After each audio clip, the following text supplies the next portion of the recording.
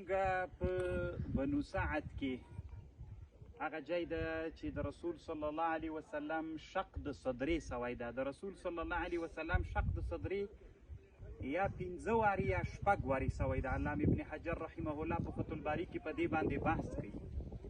نو شق د صدرې د رسول علیه السلام چې کله په بنو سعد کې وو او رسول علیه السلام کشر و هغه زمانه کې، نو هلته د رسول صلی الله علیه وسلم هغه شق د صدرې په دغه ساحه کې سوی ده چې دا د بنو سعد قبیلې مربوط ځای ده.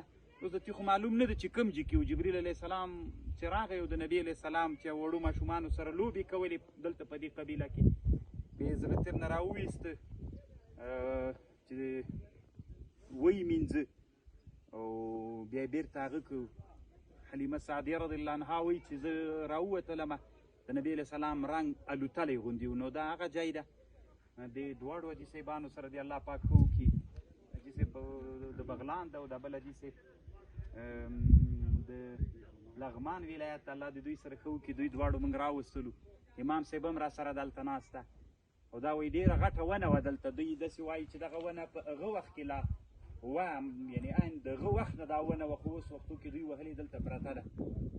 نو د موږ ډېره ښه تسلا وسوله ورسره، خوند یې راکړ. الله پاک دې